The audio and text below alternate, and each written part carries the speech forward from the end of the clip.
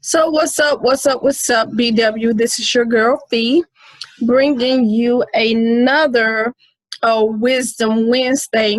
But also, um, like I said to you all last week, something new that I have started doing that I normally do not do is that I go on my podcast live.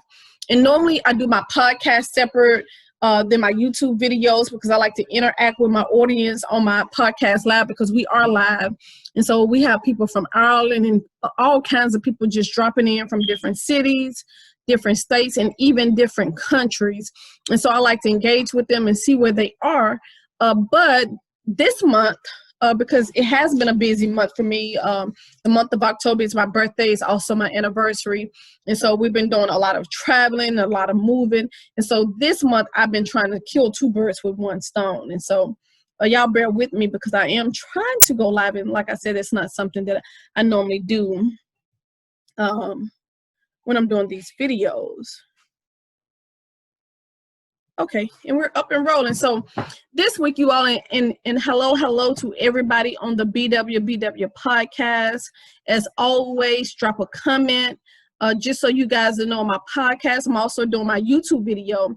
So if you guys drop a comment on the podcast, I'm going to talk about it in my video. So welcome both to my YouTube and my podcast station. And for those of you on YouTube, if you did not know that I have a podcast, you can go to iTunes, type in BW, like in boy and Willie, BW, and my podcast will come up. And if you have an Android, go to Google Play to hear our podcast. But anyway, let's get straight into today's topic because you know I like to keep Wisdom Wednesday under 5 minutes, and I normally go to 10 minutes, but I try to keep, my aim is to go to 5 minutes. But today we're talking about counseling. And, you know, some people ask me, where do I get my topics from? I actually get my topics when I have women emailing me and they ask me a particular question. And so normally I always bring that either to the BW table or to the BW podcast. And so talking about marriage counseling, and the question that was posed to me was, do I think marriage counseling is a good idea? And I could not answer that question fast enough because my answer is absolutely yes. It's so very vital. And this is what I said to the young lady who asked it to me, because y'all know by trade, I'm actually a nurse. So I think of everything almost from a nurse's perspective. And so what I said to her, if you think about you and you were to go outside and slide and fall on some ice and you were to break your hip, okay? So if you get broken physically, you're going to go to a medical doctor to get that broken hip fixed. You're just not going to stay in the house and say, oh, I'm going to just try to patch my hip up. No, you're going to go to a doctor so they can do a repair on your hip. That's if you're broken physically. It's the same thing if you're broken mentally. You'll go to a psychiatrist. And if you don't take yourself to a psychiatrist, if you have a mental disorder, trust me, if you don't go, your family members will take you to get the help that you need. So if you are broken emotionally or you are in a broken relationship, why not go get the help that's out there for you? Okay, so just like you'll go get that help if you are physically wounded or physically broken, like a hip, and you have to go to a medical doctor to get a hip repair. If you have a broken relationship, why not go to a marriage counselor and get that help? Somebody that has been trained, somebody that has the knowledge to help you and the tools to give you to help you. And so that's what we need to do. I think that we do ourselves a disservice, especially in the Black culture. It's almost like going to counseling is almost like taboo. And it's something that we really don't do, something we really don't take advantage of, and we should. And so I think that we need to get the help that's afforded to us, because I think when we don't, it's almost like self-sabotage when we don't go and get the help that we need. And so most definitely go get the counseling that you need. And so another thing that I said to her, because I was thinking about this whole counseling thing, and like I was explaining to her, all it is critical feedback. It's just feedback. All they do is they evaluate the situation. They listen to you. They listen to your spouse. and they give you feedback, and that feedback normally give you tools to help you as you move forward in your marriage. And I told her something that we do with nursing students when we take them to the clinical milieu or to the hospital setting. One of the things that we have to fill out every time our students are in clinical, something that we have to do is fill out what we call a CPE, that stands for Clinical Performance Evaluation.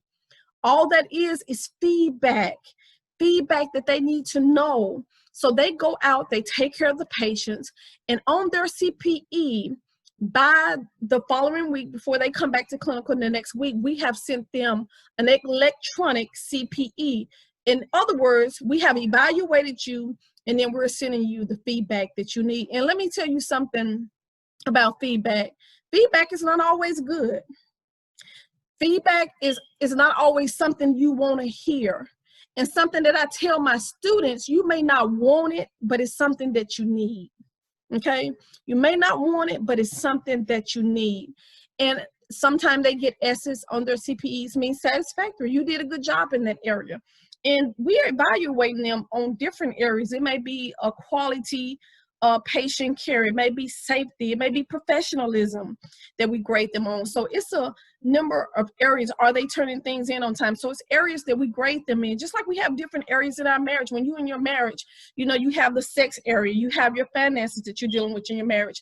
How do you handle conflict in your marriage? So it's different areas in your marriage. And just like with the nursing students, it's different areas that we grade them on.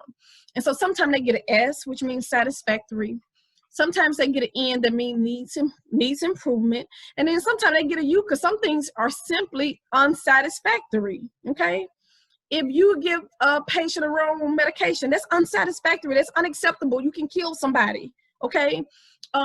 If you're constantly, every week, you're being late when you're showing up to clinical, that's unsatisfactory because that's showing that you're not professional. So there are some things that get satisfactory in, but sometimes they get U's or N's. And let me tell you something, when the students get an N or U in something, it's like you have just given them a death sentence. You know, it's like, oh no, I got an N, I got a U. And I always have to explain to them, this is a new profession to you.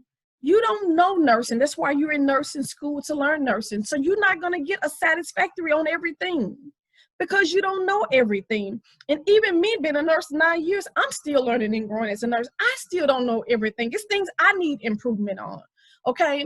And so you're not gonna get an S in everything, but what I notice is when they get an N or a U, they don't make that mistake again. If they get an N for being late, they don't make that mistake again. If they get a U because they do something that's not safe, trust and believe they go through the rest of the nursing program. And that's one mistake. They may make a different mistake. They may get another N in a different area, but it won't be that same area because it shocks them, it shakes them, it wakes them up and let them know, hey, I need to get myself together, because if I don't, I'm going to end up with another N or another U. And if I get more N's and U's and S's, then I can flunk clinical, okay? And so that's the mindset that we have to have in our marriage. If I keep performing and my spouse is constantly giving me an N that I need improving, or they constantly giving me U's, just like they can flunk out of clinical, you can flunk out of your marriage.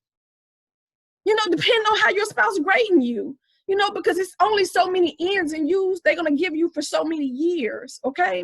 And so that's what we have to think about, this feedback. It's not something that we want, but it's something that we need.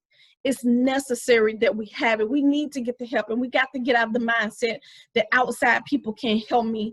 Just like God has given everybody their gifts and talents, there are people that's gifted and talented in counseling and helping others in their marriage. They have their degrees in it and they know it inside out, and it's just a gift for them. And so why not utilize the gift that's available for us? And so that's what I want to say about counseling. So most definitely don't self-sabotage. And you know, and in this marriage thing, we want to get S's. We want to get to a point where we satisfactory in our marriage in all of these areas, because everybody have issues in different areas, you know. And I mentioned those areas earlier. You know, sometimes it's the sex. You know, you got married couples, young married couples not having sex. That's a problem. You got married couples still don't know how to manage their finances. That's a problem. That's unsatisfactory. You know, you have married people that don't know how to talk to each other. They don't know how to fight fair. They hit below the belt. That's unsatisfactory. Okay? So we got to get it together, and we have to go and get the help that we need.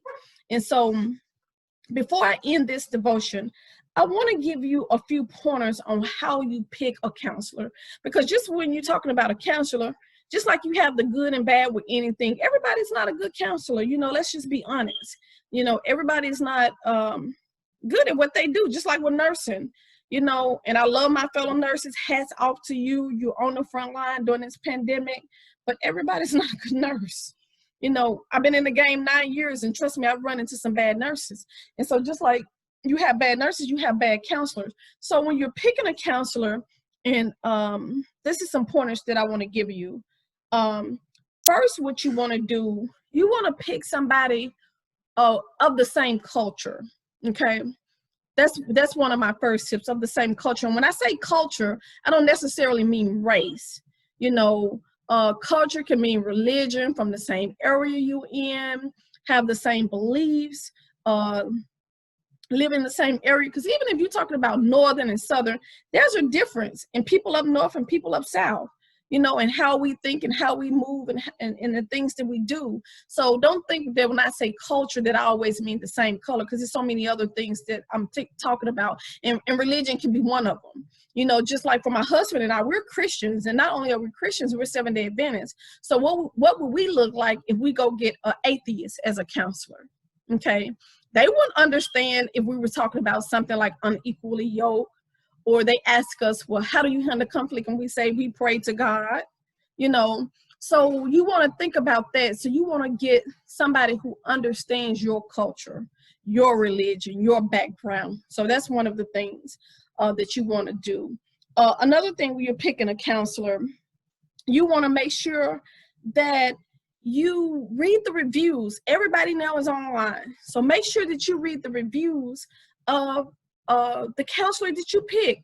First of all, make a list of the counselors that's in your area, and take a list, and then go through and read the reviews. See what other people are saying about this counselor.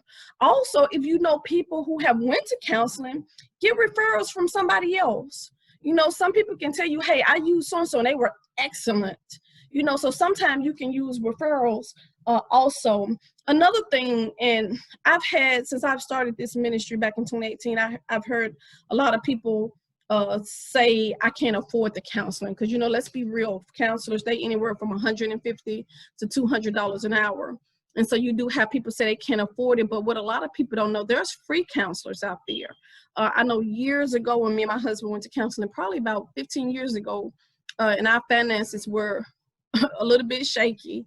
You know, we had to seek free counseling, and to be honest with you, she was one of the best counselors we've ever had. It was called Free Christian Counselor, and they was income based, so we only had to pay them $25 per visit.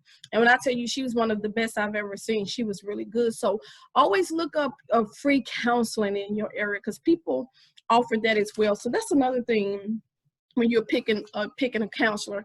And then another thing that a lot of people don't know, sometimes your insurance, check with your insurance, because normally they'll pay 80% of you to go get counseling. So depending on the insurance you have, and then you also may want to check with that counselor to make sure that they take your insurance. So that's another thing to think about when you're counseling. So y'all, that's all I have for you all today. I hope that if there's anybody out there needing counseling, that you get it. And sometimes it's not marital counseling you need. Sometimes you need your own personal counseling. Sometimes